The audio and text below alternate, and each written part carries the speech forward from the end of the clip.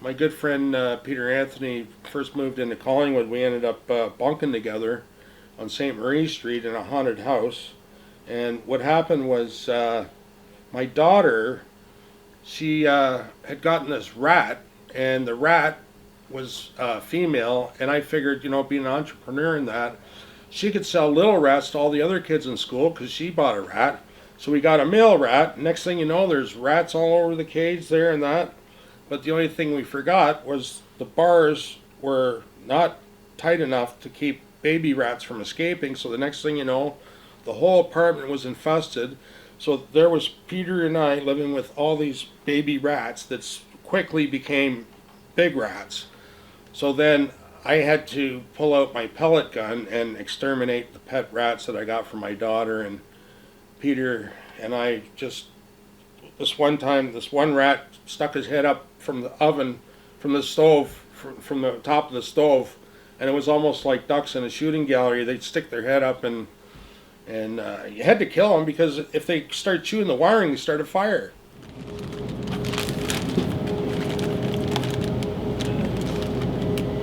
$10 chicken.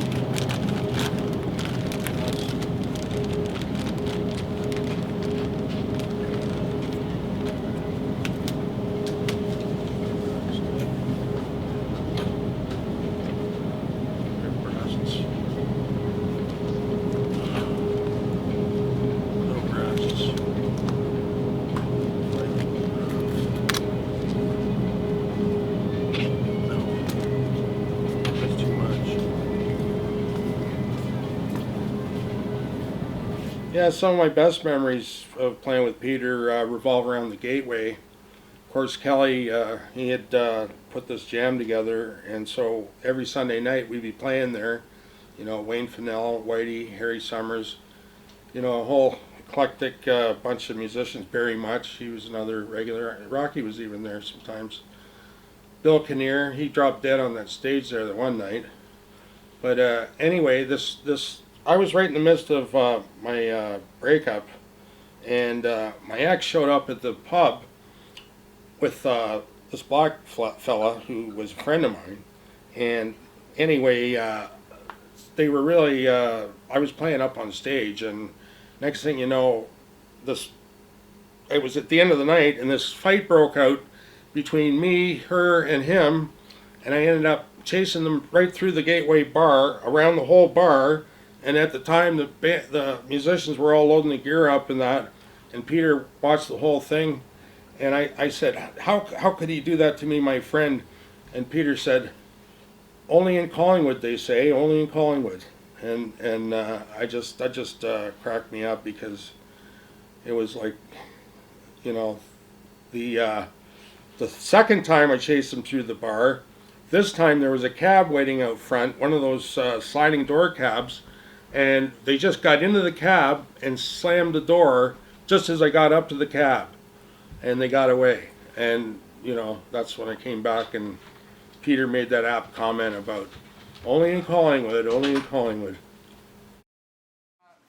Yeah, I'll need at least a bag.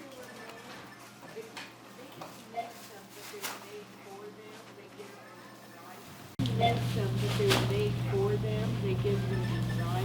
Like it's much lighter. I had a bike, but I have one like a man type to put my leg in. Oh yeah. And some of the things that have happened to me on stage are unforgettable. For instance, I was playing at the Pine Street Cafe one night in the Jam, and all the local Collingwoodites were there, including my good friend Karen Wett.